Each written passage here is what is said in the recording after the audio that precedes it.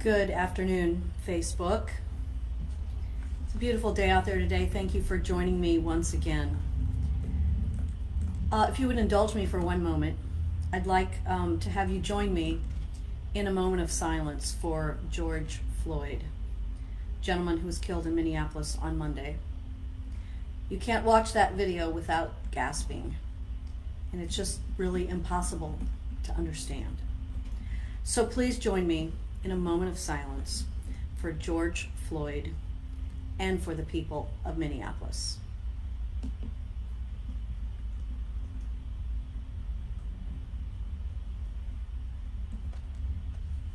Thank you for that. So, talk a little bit about COVID today, and of course we're going to take your questions. I have a few things I want to talk about with regard to COVID, which have to do with our priorities about spending. Before I do that, I want to go through a few of the numbers with you. Confirmed cases in the city of St. Louis, 1,917, 118 deaths. Currently hospitalized, 363.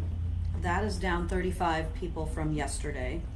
That number has been hovering right around 400, and so I'm happy to see that reduced to 363. 97 people in ICU and 59 people on ventilators.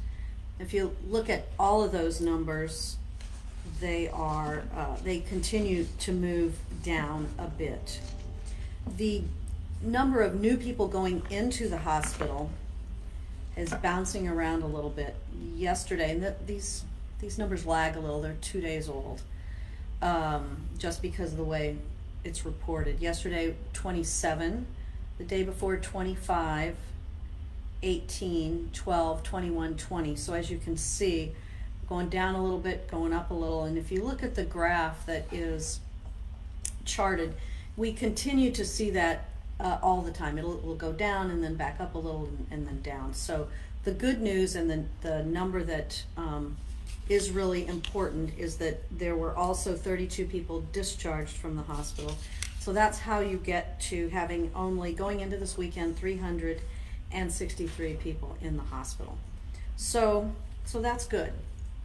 You know, we're watching very closely all of these numbers because the state of Missouri opened up on the 4th of May, I think was the date, and St. Louis and St. Louis counties cracked the door open a bit on May the 18th. So here we are on the 29th, and so far things are still looking pretty good.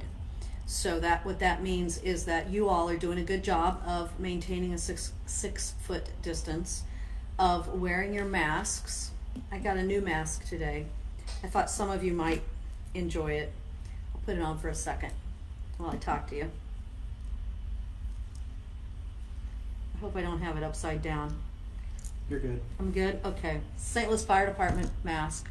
Got that this morning, and so I'll be wearing it on occasion. I know it's hard to hear me when I speak through this, but I'll be wearing that one on occasion as well. So thank you, St. Louis Fire Department.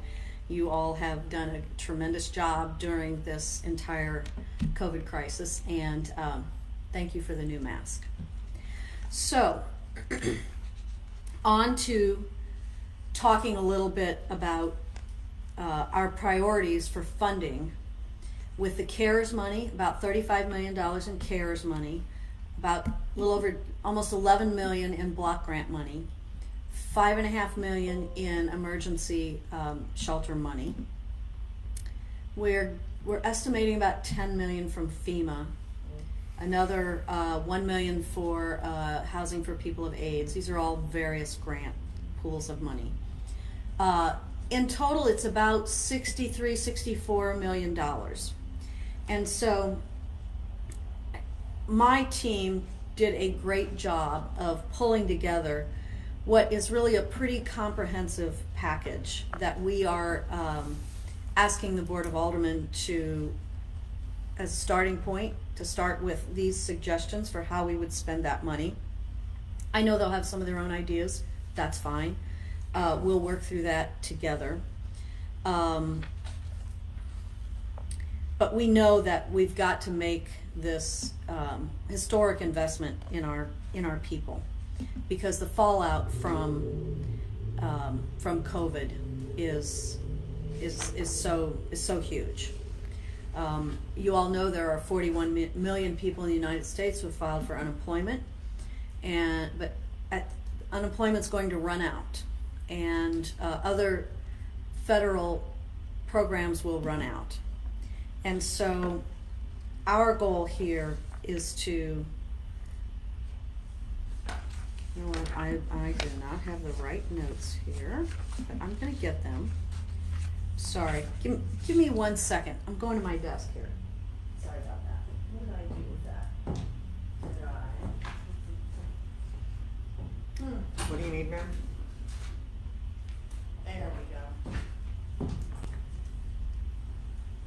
Sorry about that. Picked up the wrong pieces of paper here.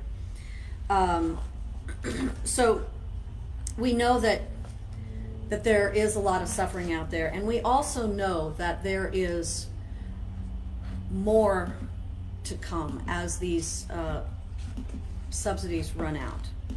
And so we have made a commitment to use these federal funds that I just mentioned to you in 3 categories: health, of course, humanitarian, and I'll talk about what that means, and business.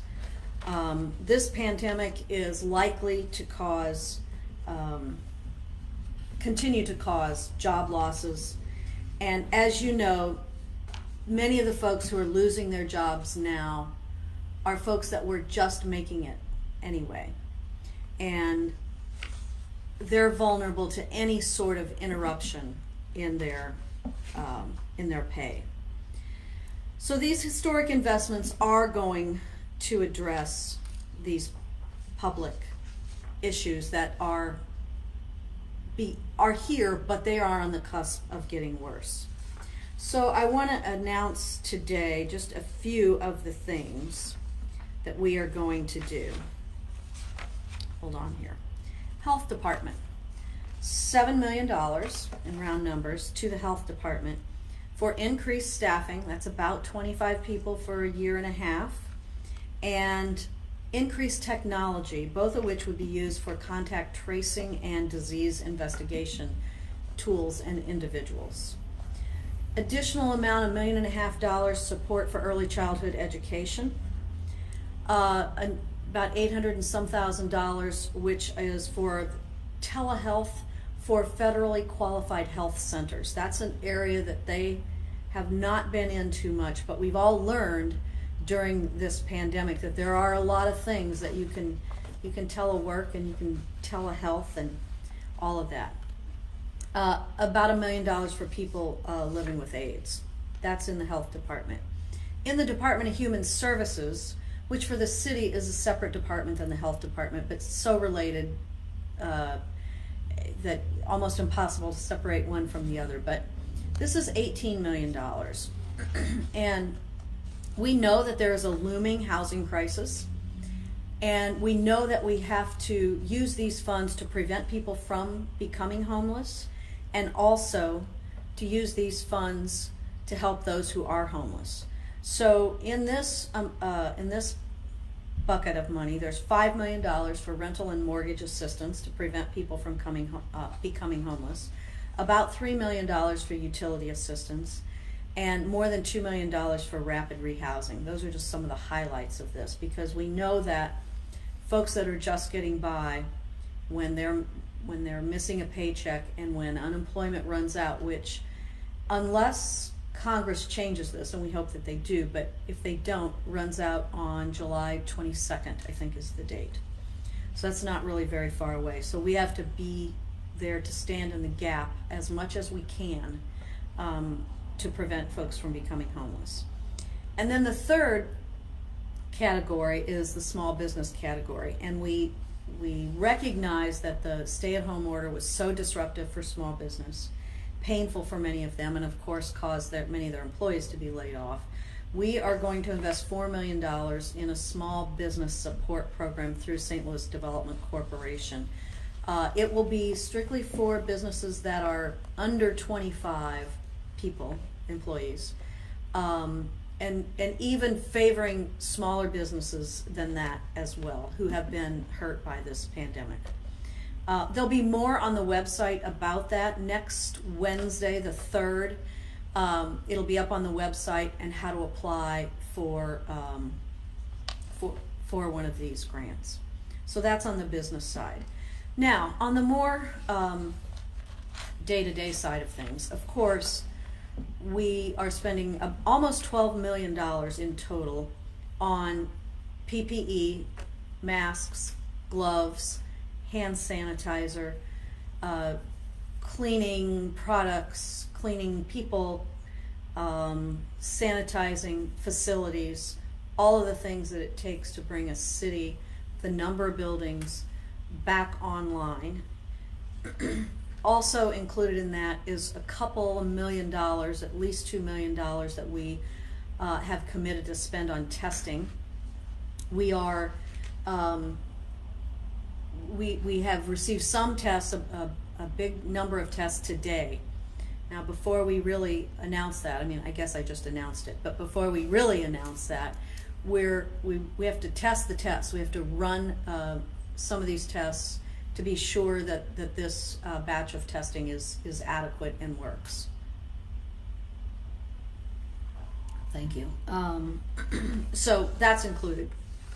So I think this is a really good package of things to try to address the growing needs in our community that are a result of the shutdown, a result of COVID, a result of people losing their jobs, and trying to really stand in the gap and provide services and assistance to people and businesses so the businesses can come back and be able to provide the necessary PPE tests, that sort of thing, in order to try to continue to learn to coexist with COVID. So I won't go into more detail on this. This will be posted, of course, on our website. And I'm sure people will have questions about it. I know the Board of Aldermen will have questions about it and want to be involved in this. I will mention that the $35 million that we got through the state of Missouri from the CARES Act funding is, we still believe that we are short by $17 million. St. Louis County got $175 per capita for each person that lived there. The city of St. Louis got $116. That's out of whack, and so we're going to continue to work on that. But in the meantime, we put together a good program that we think will try to help folks that really need that help now. And we're looking forward to the next, of course, the rest of this year, the end of 2020, but also most likely into next year. So all of this will be direct service to people and businesses, and of course city employees for PPE and that sort of thing. So that's most of what I have to announce or to say today. Do we have people with questions? A couple questions have come in. Okay. Mayor Kristen is watching. Kristen's question has to do with future phases of reopening and when we might be able to dance at weddings. Kristen, you must be planning a wedding.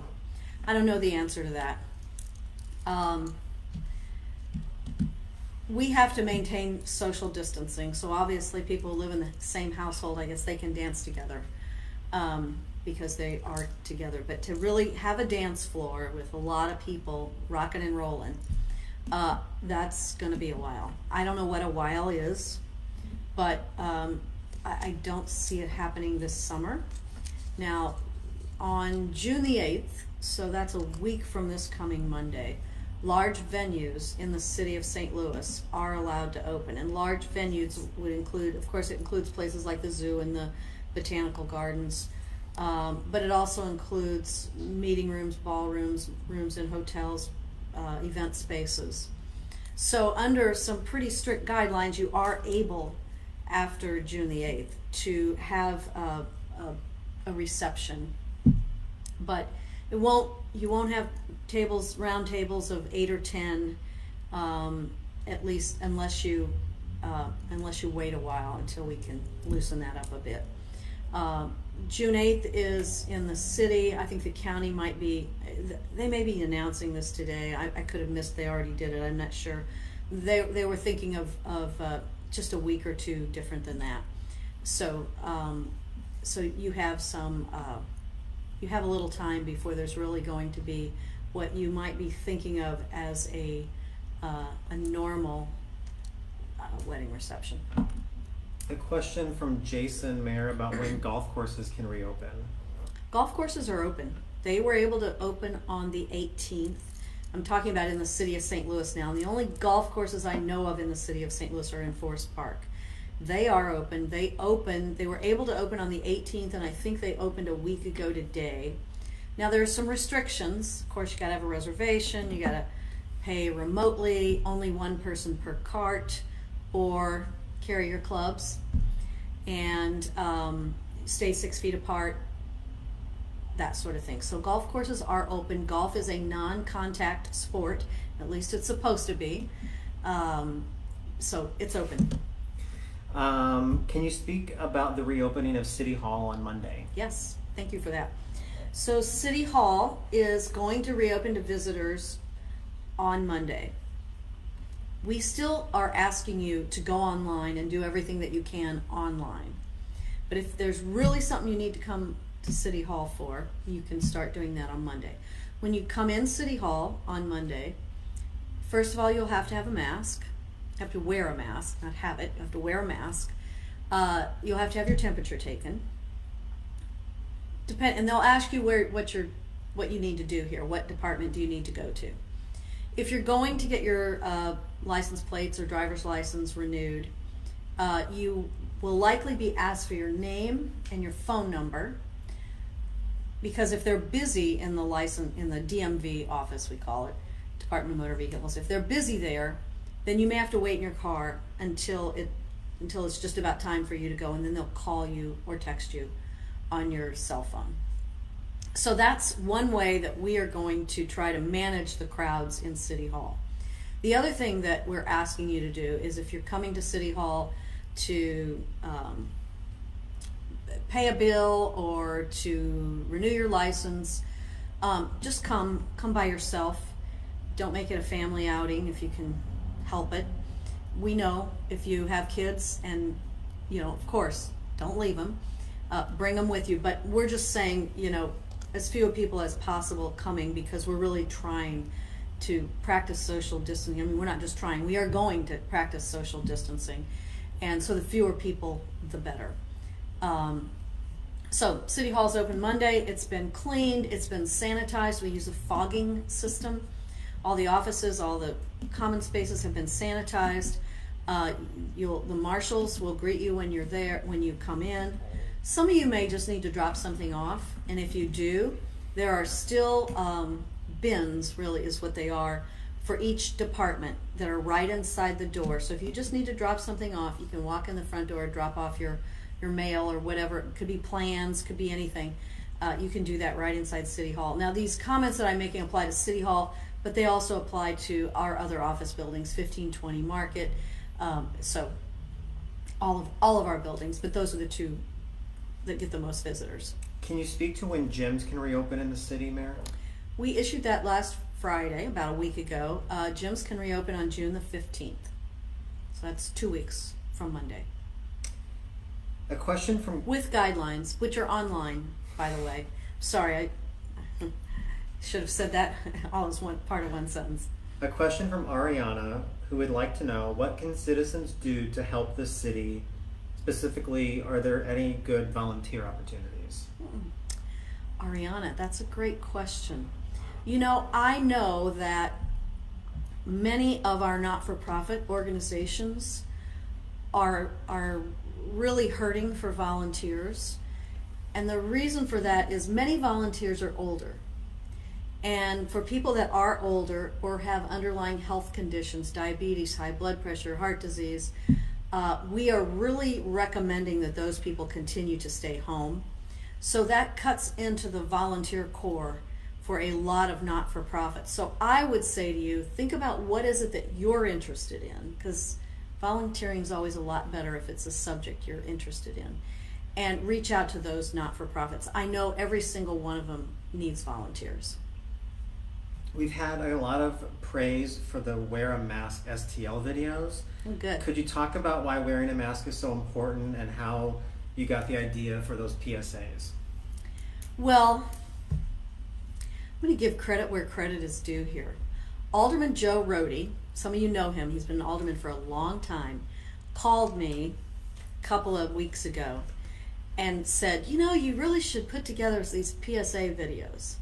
I was like, oh, that's a good idea, Joe, Alderman.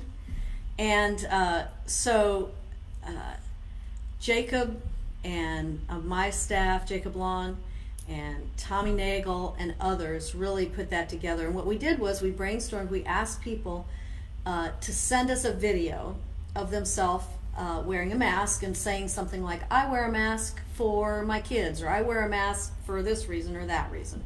We made a few strategic calls. Somebody, and it wasn't me, knew how to get in touch with Cedric the Entertainer, and so he's on our the video that just came out yesterday, maybe the day before. And Patrick Brown, a lot of you know Patrick, he works for Ameren now, but he's a well-known young person. He's in that video. Well, is Allison in that? Allison Mace. She was in our first She was in the one. first one, I think. She owns and operates Sauce Magazine. Maggie's. in this Maggie one. Crane. Was Randy Vines? He's coming up. Randy Vines is coming up in another one. So we have about 4 of these in the can, well, 2 or 3 more. I forget if we got 4 altogether or 5 altogether. They were put together for us by Spot Media, who are so talented. And so it wasn't my idea, but I ran with it along with the help of a lot of other people. And I think it's gives some credence to wearing a mask. We had John Goodman in the first one, in case some of you may not have seen that, but it's still up there on social media. So thank you for that. Now, the question was, why is it important to wear a mask? The main question was, why is it important to wear a mask? It's important to wear a mask to protect yourself. You know, this virus is spread via aerosol, so that's breathing, coughing, sneezing. So you wear a mask to protect yourself, but also to protect other people from you. And so that's the reason wearing a mask. And you know what? It's just not very much trouble. So I ask you all to wear a mask when you go out. It's just an important thing to do. A few more minutes for questions. Melissa's question, Mayor. The CARES Act dollars that you talked about at the top of the broadcast, are any of them going to fire, police, EMS, first responders? There is an amount. It's through what's called a JAG grant. Do I have it here? Here we go. It's 1.4 million. And some those are specific. They are to police, law enforcement, EMS, fire department, and corrections. So that's 1.4 million, and that's a couple of specific federal government grants. Now, other things are going to police, fire, and corrections, like PPE. You know, the city, the supply division buys it for everybody, and we distribute it out. We even distribute it to churches and cab drivers and small businesses and that sort of thing. So other things are included in other departments, but specifically the 1.4 million. A question from Emily. Can we now play pickleball? You know, Emily, I didn't think you could, but I checked on that this morning, and apparently I was wrong. I thought pickleball was more considered a contact sport, but I've been corrected on that. So yes, pickleball's open. Go for it. And then a question from Robert, Mayor. You also talked about assistance for small businesses. What are business owners going to do with your funding package? Or maybe the question is, where do they need to go? How do they apply for some of these assistance funds? So small businesses they have to be a city business, of course. They can apply on Wednesday, the 3rd. Here we go. The grants are up to $5,000, and they are based on your employment as of March 1st. So based on how many employees you had before COVID. A minimum of 50% of the funds will be reserved for businesses located in an opportunity zone or neighborhood revitalization area. When the money will actually become available depends on when the Board of Aldermen passes the bill. It's probably a few weeks. I mean, that would be normal for the Board of Aldermen, but hopefully by the end of June, fingers crossed. There are some businesses that are not eligible. Not-for-profits are not eligible. Banks are not eligible. And some professional services are not eligible, like law firms or accountants or architects are not eligible. And the reason for that is that most of those folks could work at home, the professional services firms, while we had the stay-at-home order in place. So you have to have 25 or fewer employees, be in the city of St. Louis, must have closed or been significantly impacted by the stay-at-home order, can't have any conflict with the city, can't be a city employee or, relative. You have to have a current business license.